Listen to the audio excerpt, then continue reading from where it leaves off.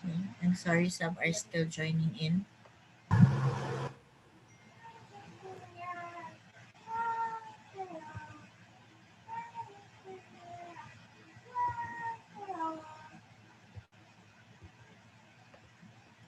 Okay. So we're at the stage of our biostatistics we're in. Like it or not, we would have a little bit of computation. But mind you, I do not aim for you to make biostatisticians out of all of you. I would just want you to appreciate how biostatistics would be eventually used insofar as research is concerned and your medical knowledge would be concerned. Okay? So, sa mga medyo apprehensive na dyan, because we will be facing numbers. Yes? Please relax. Okay?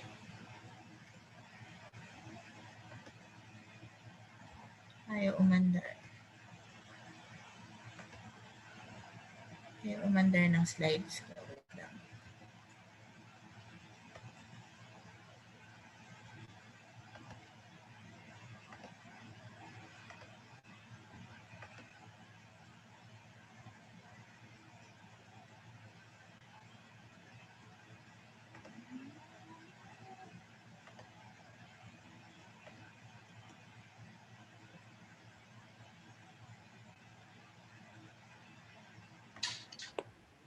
Here.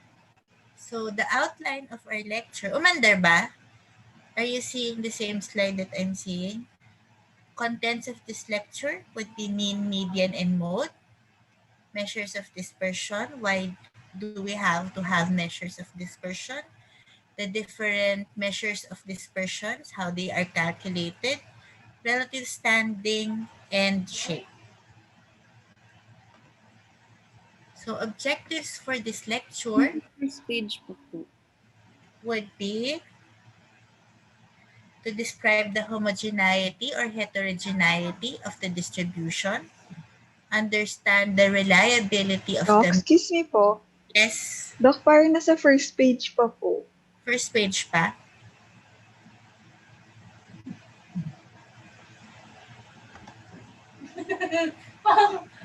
Ang pangit.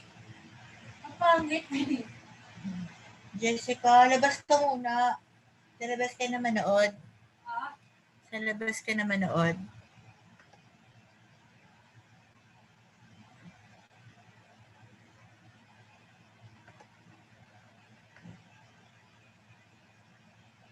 Wala ako direct dun. Ha? Wala ako direct. Wala ka? Wala ako ng direct. Wala ka? Wala ako ng direct. Na ano? Direct pad. Huwag ka maingay. Ha? Nagkaklase ako. Ha? Kita niyo na? Learning objectives. Yes po, Doc. So as mentioned, and compare distributions as regards to variability and describe relative standing of the data and also the shape of the distribution. Okay. So your measures of central tendency, so they are numerical descriptive measures which indicate or locate the center of a distribution or data set. So in layman's, it's your average. So it's a single value which can be considered typical in a set of data as a whole. So what your average would be the most common example of your measure of central tendency. For example, in this example, in a class of 40 students, so you get the average height would be the typical height of the members of this class. And how do you get this? It's simply getting the height of all the people, then divide it by the number of your participants, and then the average, the middle value would be your average. Okay? So average would generally mean arithmetic mean. So among the three measures of central tendency, this is the most common and widely used. Okay, so we summarize, we total the number, and then we divide by the number. How for example, in class, where do you apply this very much? So number of long exams, so total number of score that you get for all the exams. For example, we've had, how many had we had so far? 3. So I've sent you through email the scores. Okay? What do you automatically do? So you divide it by the number of exams that we have, whatever your total is, to see that if your passing is standing, or your average is more than 60, that is our usual MTL in PMCH, or if you are vying for a higher grade, you're looking at an average more than 75. Okay? So, if we compute the mean of a population using this in demographics, you will get the parametric or population mean. This is denoted by mu. Okay? Mean of the sample. So, these are averages applied to the sample. We call it the sample mean, and it is denoted by your X bar. Okay? Clear so far? So, for ungrouped data, so your mean would be your X bar. As mentioned, that's your sample mean. Summation of X, sum of the measurements or values over the number of measurements. That's just the sum total of all measurements over N. Mukha lang siyang highfalutin pag inexpress na in mathematical form. But remember, it's just totaling the number of your measurements over the number. So example, okay? So this would be the ages of all math teachers in a certain school. And her study yields the following. Ages, 38, 35, 28, 36, 35, 33, 40, divided by 7. And that will give you a value of 35.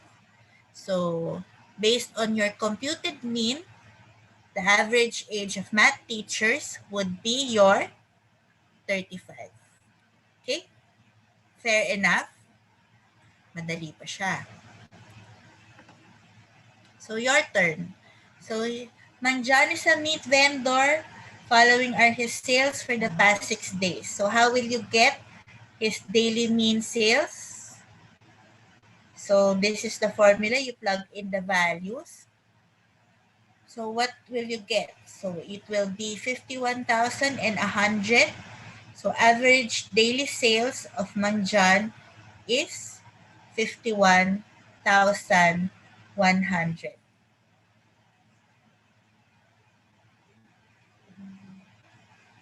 Okay. So,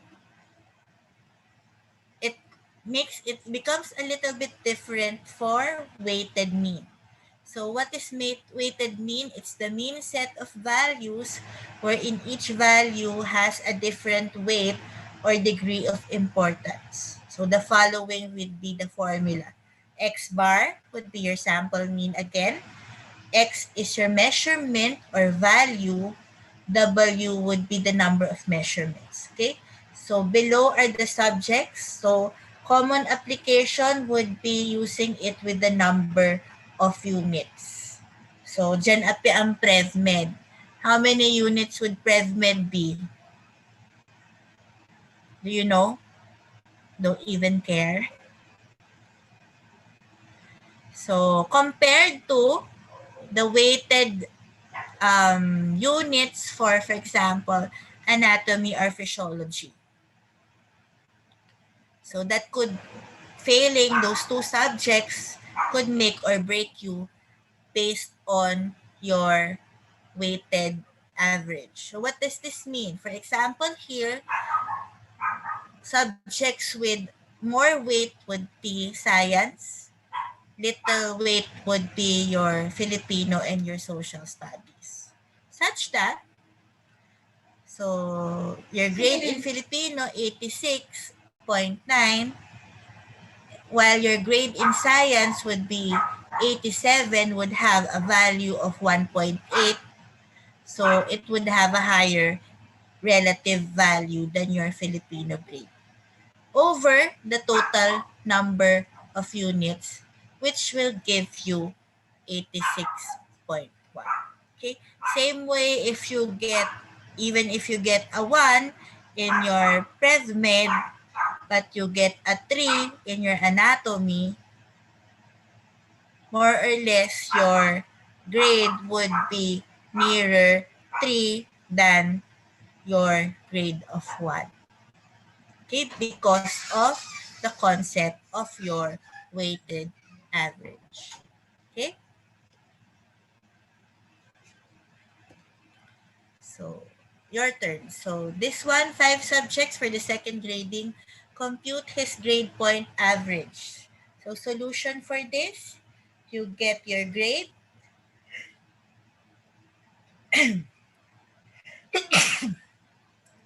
Excuse me.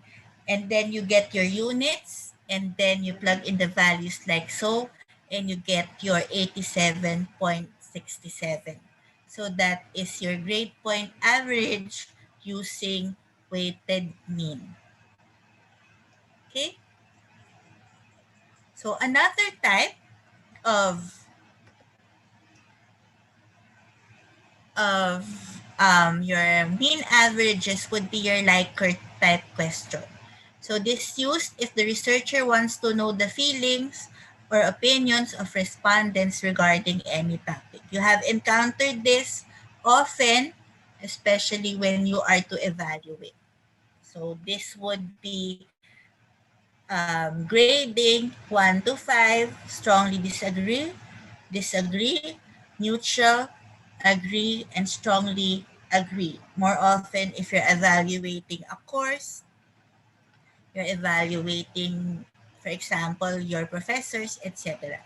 So this is your Likert type of question, which is also a means of measuring central tendency.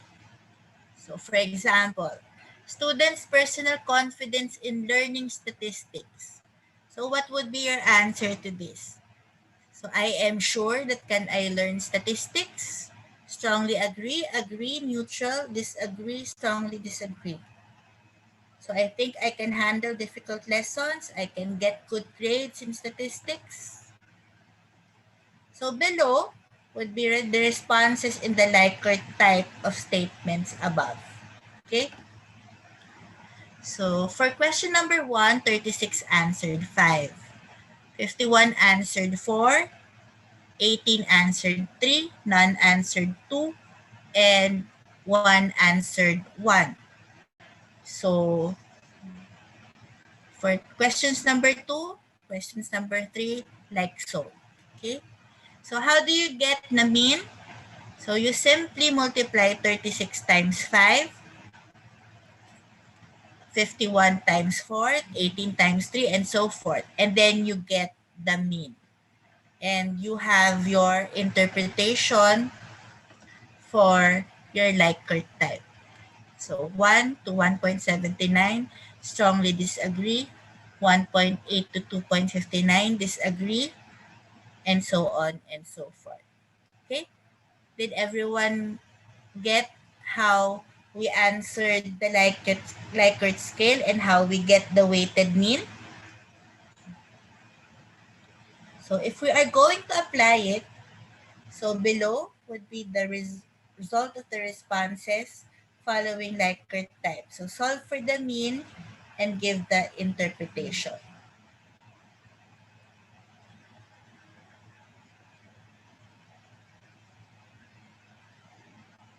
Okay, so this is 33 times 5, 49 times 4, 26 times 3, 1 times 2, and 1 plus 1.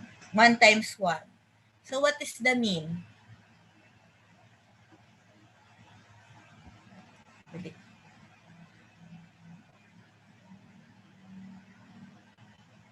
Would anyone care to compute? Doc, yung number 1 po. Yung number 1.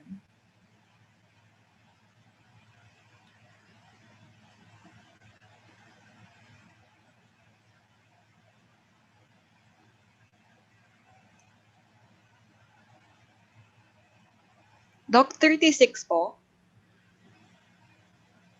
Your mean should be Di ba po yun po yung 33, 49, plus 26 po? Ay, 33 may 1. 5, 49 times 4, 26 times 3, 1 times 2, then 1 times 1. Then divided it by the number of respondents. So that would be divided by 33 plus 49 plus 26 plus 1 plus 1. So what would be your answer? Doc, 4.01. So 4.01. So if you're going to interpret it, that would fall under agree. Okay? So did everyone catch how we solve these Likert equations? Applied weighted mean? Yes po. Okay, so we will proceed. Okay, at any time, if you do not understand, please do interrupt because this would not be only theoretical, but most of this would be application. Okay? So, theoretical properties of mean. So, mean can be calculated for any set of data. So, it is always existed. So, there is just one and only one mean, and it is the most reliable measure of central tendency since it takes into account every item in the set of data. However, this advantage would be affected by your extreme or deviant values. So it is used only if the data are interval or ratio. So for mean, yan ang ayaw nyo pag exam, di ba? May outlier. So average nyo, 70. Pero may extremely high, may extreme low value. So how would that affect the mean? So either patataasin niya yung mean because for example, someone scored 90 or pabababain niya yung mean because someone scored a 50. Okay? So later when we reach dispersion of data, you will see how it is applied. Okay? So for now, this would be the properties of central tendency of mean. Another measure of central tendency would be your median. So it's the middle value of the sample ranked in order according to size. So if it's an even number, if it's an odd number, I mean, your median would be the most middle number. If it's an even number, what you do is get the median and then you add your two middle numbers and divide it by 2, thus getting your median. Clear enough? Simple. Simple pa siya. So, your turn. So, compute the median and interpret the result. So, what is the median for number 1?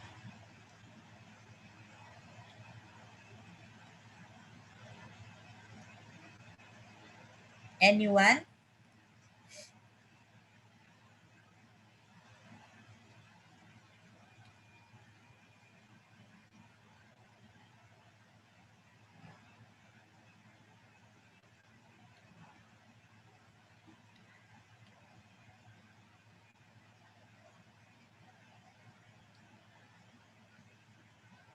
So, if we will rank it, well, there are 10 numbers.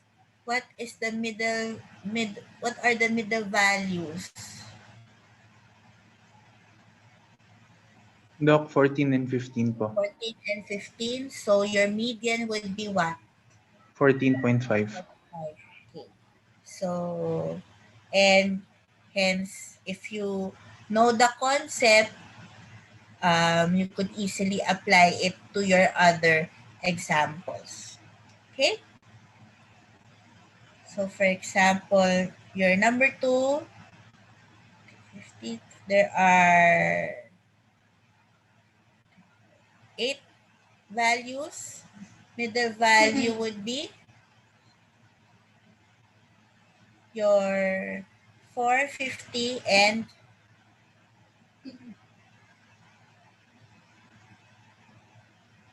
I think 360, 50. What's the middle value? Ako hindi po ba 500? 500 pala, mali. O may 360 pala. So, your middle value would be 500. Okay? So, Doc, median, Doc, even number 50 po siya. po. So, kukunin yung average. 450 and 500. 450 and 500. 500. So, that gives you 475, Doc. 475. Okay. So, compared to mean, your median is the score or class in the distribution wherein 50% of the score fall below it and another 50% lie above it.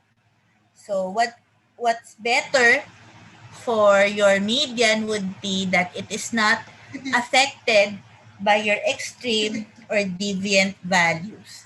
So, ito yung gusto nyo basta't nandun ka sa gitna ng bell curve. Okay? So, for example, in any exam, you would want to be in the median because you are sure, although you will not be at the top, you are sure that you are also not at the bottom. Okay? Because, of course, you do not want to be at the lower end of the spectrum. So, median is used when the data is ordinal, and it could be used in both quantitative and qualitative data. Okay. So mean and median clear so far. And then we have your mode. So it's just the most frequently used number in the set. So most popular value. So find the mode. So most popular value, is there a repeated mode? Repeated number? There's none. 5 teachers, mode would be your VS. 5 students, mode would be 3.5 and 4. And weights of 5 boys in pounds would be 107. Okay? So properties, when you want to find the value which simply occurs the most often, so it is an eyeball inspection of your average, because it's just a quick approximate, although it's the most unreliable among the 3 measures of central tendency, because sometimes its value is undefined in some observations. For example, in cases wherein there are no repetitions or no repeated value. Okay, your turn. What is the mode for number 1? 3, Doc. For number 1, what is the mode? Doc, 3 po. 3 and 3. 8. 3 and 8. 3 and 8. For number 2, what is the mode? 80 and 82 po. And 90. Lahat na. What is the mode? Most frequent. 82. Oh, 82. 82 po, Doc. 82 lang. Naduling lang yung nag-answer kanina. And number 3, what's the mode for number 3? 12 po. 12 and 15. nakakaduling. 15. Sige, lalo na pag exam, dikit-dikit ang numero ha. Mukhang simpleng tignan ng mean, median at mode, pero pag nagdikit-dikit na siya, mali lang ng bilang, mali na kayo. Okay? So, ano yan? Be careful. Okay. So, that is your measures of central tendency. And then we go to your measures of dispersion. So the limitation of your central tendency will be it will not reveal your variation that would be present in your data that is presented. Okay. So dispersion defined would be the scatteredness of the data series around an average. So it's the extent to which values in a distribution differ from the average of the distribution, which we will see later in our example. So it determines the reliability of an average and would be the basis for the control of the variability.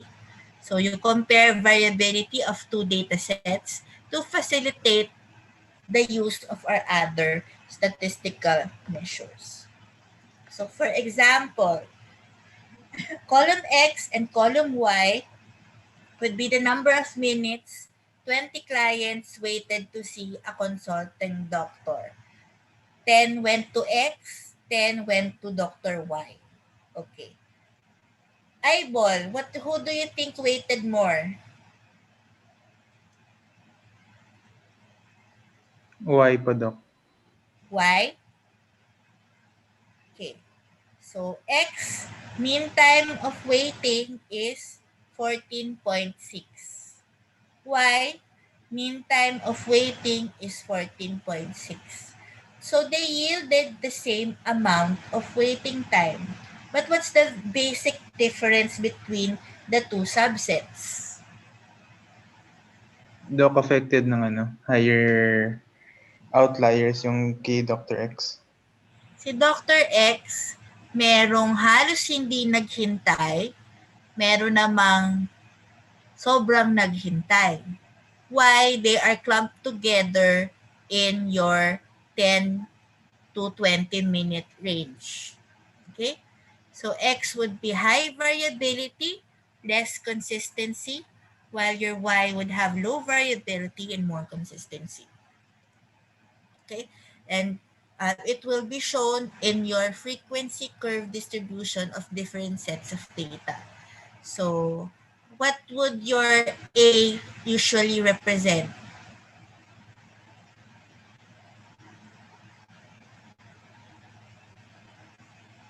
Compared to your B and C as far as data variability would be concerned? For example, would it be more homogeneous data, A, with respect to B and C?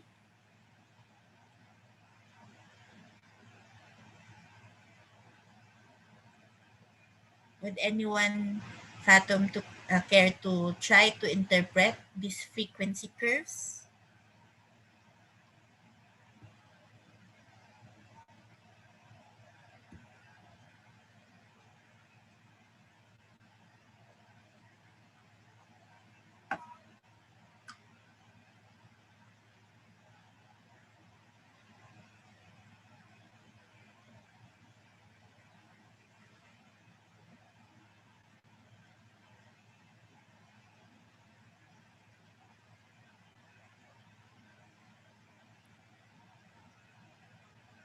So A would have less variation than your B and C. So the characteristics of an ideal measure of dispersion would be it would be rigidly defined and supposed to be easy to understand and easy to calculate. So it should be based on all the observations of the data, and it should be easily subjected to further mathematical treatment. It should not be affected much by sampling fluctuation and should not be affected by extreme values. So what are the measures of dispersion that we know? Okay. So first, we look at absolute. So this would be on the original unit of the data. So variability can be compared provided they are given in the same unit and have the same average. It's relative if your measure of dispersion is free from unit of measurement of data. So it is either the ratio of a measure of an absolute dispersion to the average from which absolute deviations are measured, and it is also called as coefficient of dispersion. Okay. So pag lumabas na si coefficient, medyo dumadami na sila. Kailangang intindihin concepts. Okay. So these are how dispersions are measured. So we will look at range. It's the most simple measure of dispersion. Interquartile range, quartile deviation, mean deviation or average deviation, and standard deviation. Okay? So for range, so it's the most simple measure of dispersion. So the range is simply the highest value, which in this case is 61, and the lowest value, wherein in this case is 20, 23. The difference of that would be the range. It would be 38. Okay? Most common application that you see in your medical student life would be, or your student life would be getting the range of score highest to the lowest, and you get the range of scores of the exam. Range clear? Okay. So the coefficient of range is simply um, your highest value minus your smallest value over your highest value plus your smallest value equals um, your coefficient of range. So your value is 38. 61 plus 23 is 84. 38 over 84 gives you 0.452. And that is your coefficient of range. So characteristics of range, it's as I've mentioned, it's the simplest but most crude measure of dispersion. So it's not based on all the observations and would largely rely on your highest and smallest number. These would be unduly affected by extreme values and fluctuations of sampling. This may increase with the size of the set of observations and gives an idea of the variability very quickly. Okay? So I think there wouldn't be any problem with solving for range and coefficient of range. Fair enough so far? Then it gets a little bit more difficult. So your percentiles and quartiles, so this would be measure of relative standing.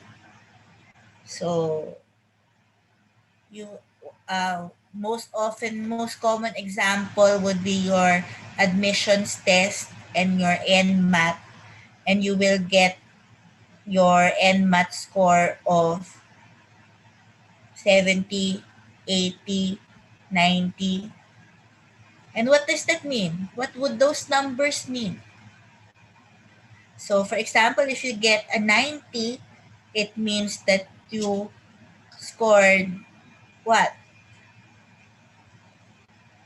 Higher than 90% of the total number of examinees. For example, for discussion sake, 100 took the exam, your score is 90th percentile. What does that mean? Only 10 people, or around only 10 people scored better than you. So it would describe your relative position as per definition of an observation in relation to the other observations. That's why it's called measure of relative standing. So they are quartiles, deciles, and percentiles. So quartiles and the median divide the array into 4 equal parts. So deciles into 10 equal groups and percentiles into 100 equal groups. Okay? So given a set of observations, so the value of x such that percent of the observations would be less than 100%.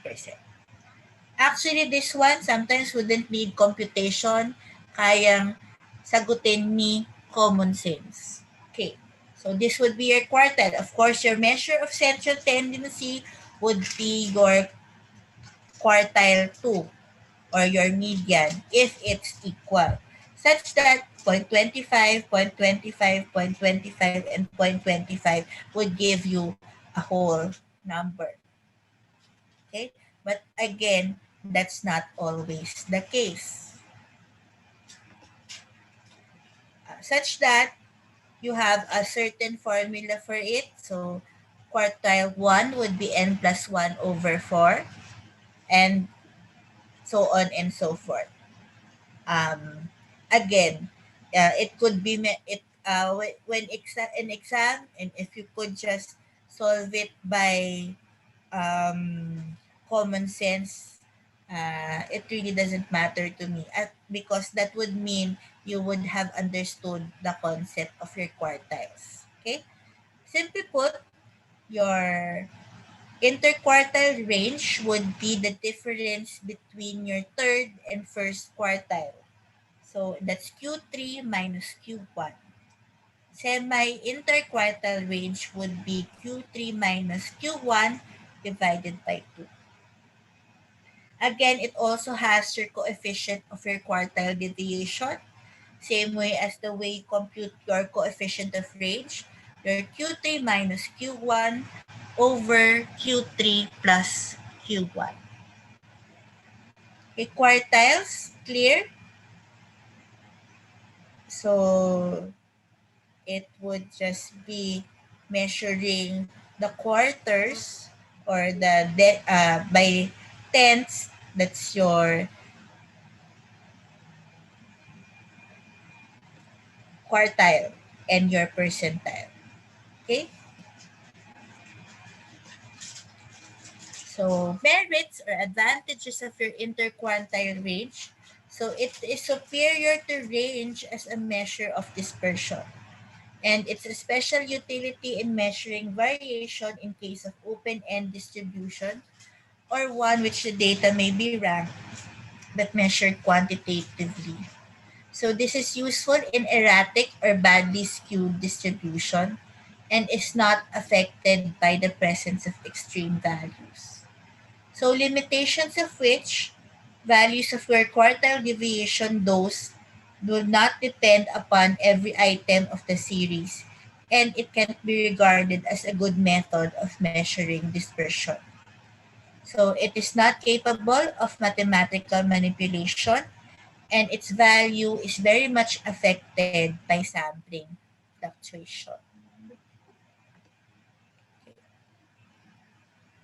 So another measure of your relative standing is the z-score for an observation, or it's your SAN standard score. So this would describe how far individual item in a distribution departs from your mean of your distribution. Your standard score gives us the number of standard deviations such that a particular observation lies below or above the mean. So its definition, for example, in a population, z-score would be x minus mu over omega, where x is the observation from the population, mu is your population mean, and sigma is the population S. Okay? For a sample z-score, x minus x bar, so x is the observation from the sample, x bar is the sample mean, and S is the sample SD. So you are just expected to plug the values. Okay, that is your z-score. Then you have your mean absolute deviation. So this would be the average of difference of the values of items from some average of the series. So this would be either the arithmetic mean from their average, So MD, your mean deviation, is based on all values and hence cannot be calculated for open-ended distributions. So it uses average but ignores your signs and hence it may appear unmethodical. So MD is calculated from mean as well from median for both ungrouped data using direct method and for continuous distribution using assured mean method and shortcut method. So it could be arithmetic mean or median. Okay. So mean absolute deviation is your summation of your x1 minus x over n, which for discrete series, it would be summation of your x1 minus x over summation of your f, which we would see clearly in an example later. Okay? So for continuous group data, that would be summation of f as mentioned, f1 over m minus x and summation of f. Getting your coefficient of your mean absolute deviation would be your mean absolute deviation over the average from which the deviations are calculated. So it's relative measure of dispersion and it's comparable to similar measure of other series. Okay. So for the example that we have would be to find your mean absolute deviation of confinement after delivery in the following series. So column 1 would be your days of your confinement. Number of patients would be the second column. Total days of confinement of each group. This is your absolute deviation from mean. And this is your F1 over X1 minus X. Okay, to get the mean days of confinement, so you get the total number of confinement of each group. So 5 patients were confined 6 days, giving you 30. 4 patients were confined 7 days, giving you 28, and so forth. Okay? Clear so far? And that you get the total days of confinement and you total it. So that gives you a value of 137. The number of patients over 18. So you get your mean days of confinement of 7.61. Okay. So how then will you get the values from your for your absolute deviation from mean? So you get your mean days of confinement 7.61 minus days of confinement of this group 6. So you get your 1.61. Clear so far? And so on and so forth. 7.61 minus 7 would give you 0.61. 1.61 minus 8, difference of 1.61. 7 would give you a 2.61 and 10 would be getting your 3.61. Okay, that is your x minus x bar. Your summation of your x1 minus x bar would be, how will you get this 8.05? So 1.61 times 5 would be your 8.65 and the rest, so on and so forth. Okay? So you will get your mean absolute deviation of 31.98. 31.98 over the number of patients, and that will give you your 1.78. Okay? And your coefficient of MAD would be your 1.78, that is your mean absolute deviation, and your average, which is 7.61, which is 0.233. Did everyone get it? Or do we have to repeat the table? Is the concept clear? Clear po, Doc. Clear naman. Okay. Um, so that would be your MAD. So given example, kahit pabali-balik ta rin yan, you are just expected to more or less know how to plug the values at the very least or how to interpret the data. Ibibigay sa inyo yung table and then you will get, for example, coefficient of MAD and the like. Okay? Alam kong first tanong nyo, pwede bang calculator sa exam pag-uusapan pa namin. It will depend on the types of questions that we will make. Okay? So, for example, problem, find the MAD of weight and coefficient of MAD of 470 infants born in a hospital in 1 year from the following table. Okay, since this will take a little bit longer, this one I will give you assignment and for me to be able to assess individually if you understood MAD. Okay? So, merits and limitations of your MAD. Simple to understand and easy to compute. Believe me, for other statistical computations, that's fairly simple. Based on all observations, MAD is less affected by the extreme items than your standard deviation. So the greatest drawback is that, again, absolute values such that algebraic signs are ignored.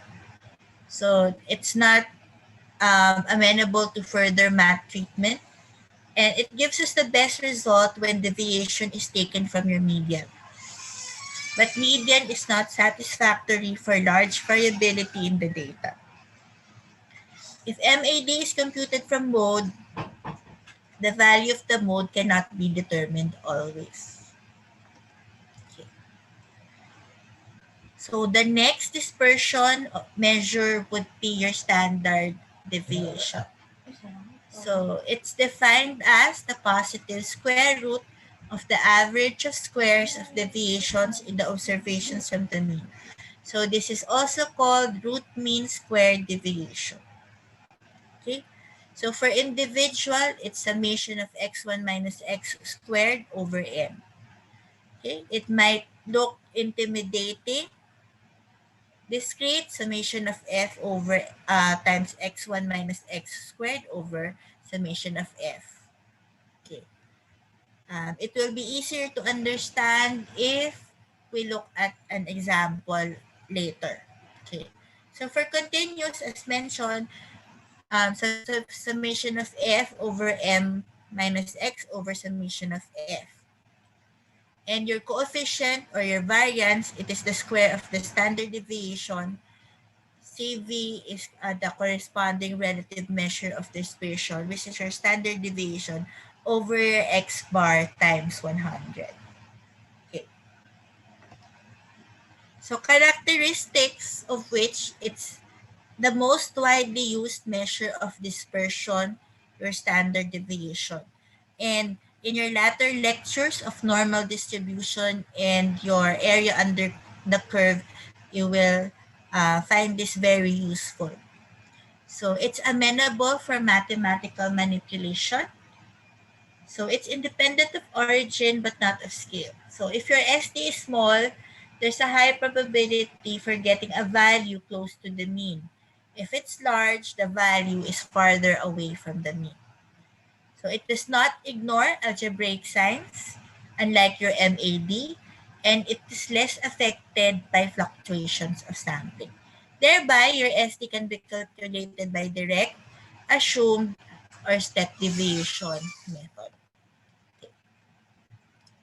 So it's also the average of the distances of the observed values from the mean value for a set of data. So your basic rule, more spread will yield a larger standard deviation. So how do we use it? So the standard deviation enables us to determine with a great deal of accuracy where the values of a frequency distribution are located in relation to the mean.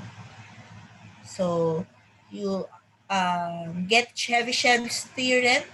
So for any data set with the mean mu and the standard deviation s, at least 75% of the values will fall within the 2 standard deviation interval, and at least 89% of the values will fall within the 3 standard deviation interval of the mean. So you will see more of Chebyshev's theorem, especially when you look at normal distribution. Okay. How do we apply it? Calculating your standard deviation. So this would be a table of the weight of 265 male students in a university. So class interval is listed on your first table. Your F, frequency. Your D is your deviation, FD, and FD squared. Okay. Your median would be your 140 to 149.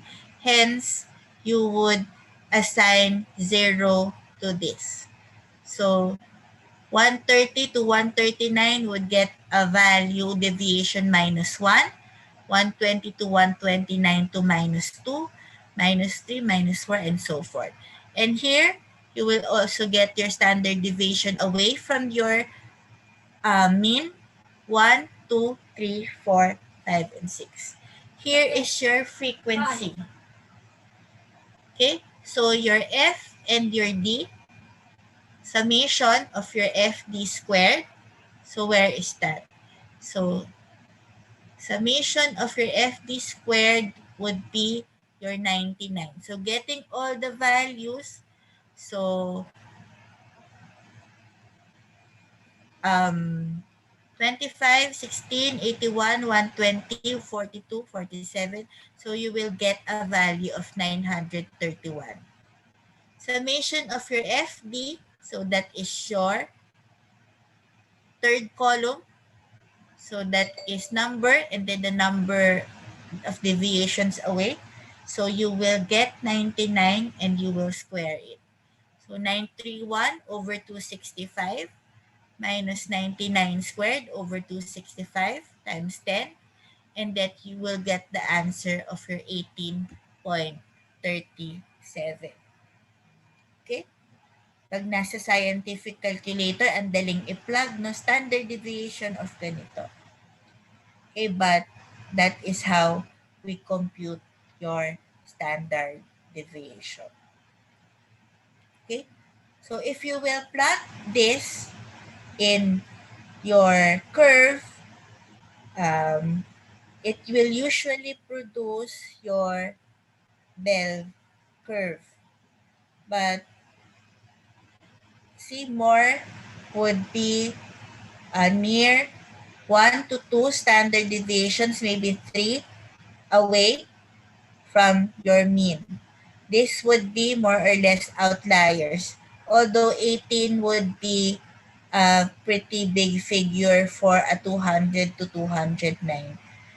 So most likely many are overweight in this population. Okay? Standard deviation clear? Just understand the concept, know how to understand the values. Most likely the computation will not be very difficult, especially if we will not require calculator. Okay? So this would be an example of how standard deviation again will be applied. So resident married, non-resident married, resident unmarried, etc. So suppose that each day laboratory technician A completes 40 analysis with standard deviation of 5. Tech B completes 160 analysis per day with a standard deviation of 15, who do you think would show less viability?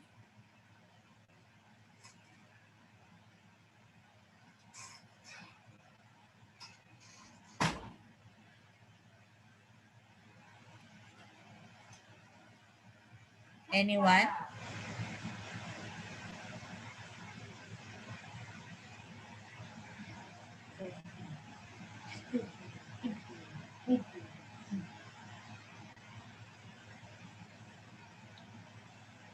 Or for the first question, how do you interpret the data? So, four groups of mothers gave birth to one or more children in the city of Minneapolis. So, who among the mothers would be more more children? Resident married, non-resident married, resident unmarried, or non-resident unmarried?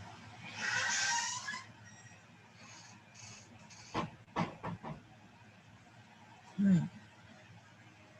Nadeluge na ba kayo ng information?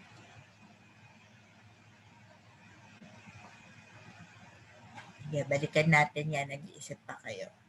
Okay. So, uses of standard deviation. So, the standard deviation enables us to determine where the values of frequency distributed are located in relation to the mean. So, we can do this as mentioned by Chebyshev. Okay. Another important characteristic would be skewness and kurtosis. Okay. As early as now, I will not ask you to compute for skewness. So it would characterize the degree of asymmetry of a distribution around its mean. Okay? So suffice it to say, you should know this is the formula for skewness. So n, number of observations in the sample. Xi is the height of observation of the sample. S is the standard deviation, and X is the sample mean. So concepts for skewness and kurtosis. So there's a positive skewness wherein it's right skewed, and a negative kurtosis which would show left skewed. So your median would always be at the middle value, but your mode is more on the right side than your mean, and your mode would be on the on the right side of your median. So this is what's important. Positive kurtosis indicates a relatively peak distribution, and your negative kurtosis indicates a relatively flat distribution. So this is your normal distribution. Your kurtosis is equal to 0. So this is your standard bell curve. If it is more than 0, you have your positive kurtosis. And if it is less than 0, you have your negative kurtosis, represented by the yellow line. Okay? So references would be the following. Um, I will look for my PDF for biostatistics. If you would want to read, I will upload it in MS Teams. I will look for it so that you would have a reference as well. Okay. You have. I left you with a few questions. Okay, this one I give you as an assignment if you need it to digest, and the other one here.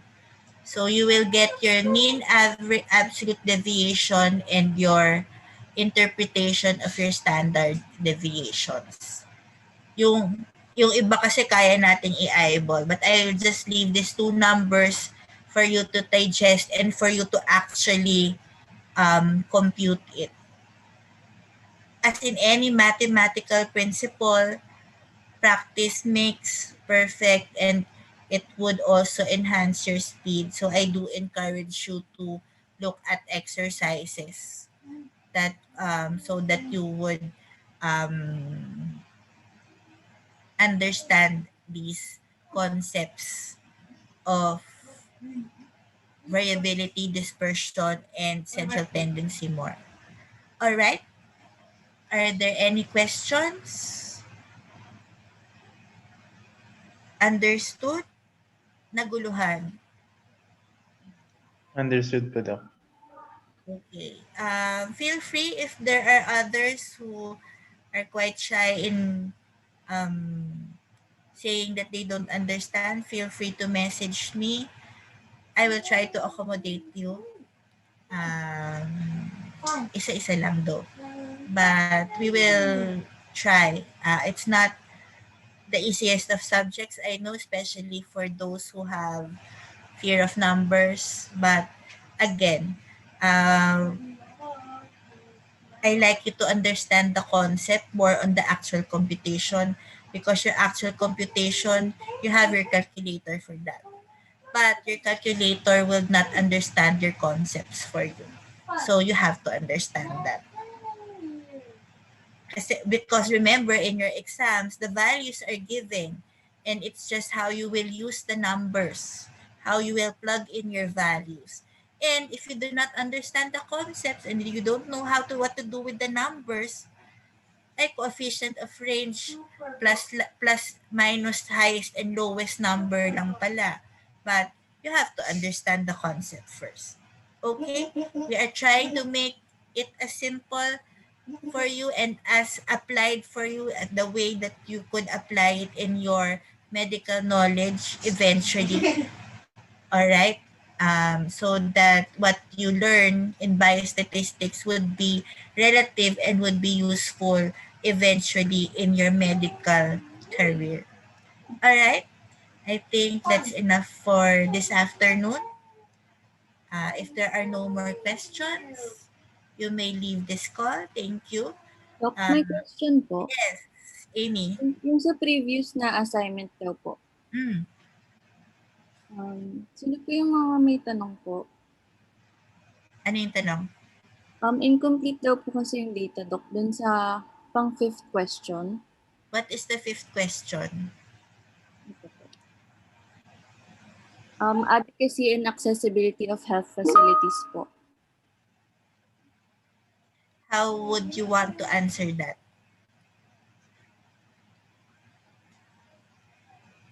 Ano, nilive niyong blank? Opo, Doc. Mostly po kasi confused. Sige, titignan ko muna yung mga answers niyo and we will see what's ano. What is it asking for? Adequacy and accessibility of health facilities po. So what are your given? What will be your given?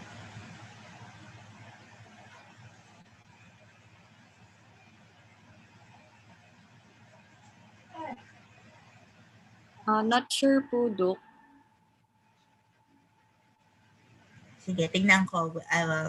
We will discuss the assignment next week. Wala kasi ako sa sa bahay. Ang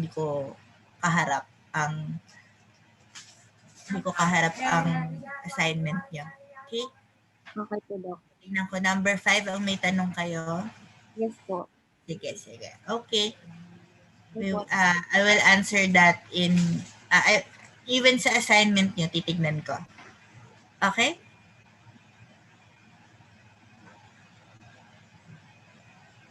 Thank you po, So, Doc. if there's none, see you. Meron pa bang, anong schedule next week? Meron pa bang isa? Exam na ba? Let me Hindi pa check. po, Doc. May isa pa, no? Opo, February 19 po yung sa atin. Ano yung next lecture? Measures of, sige. Okay, we have one more lecture and then exam.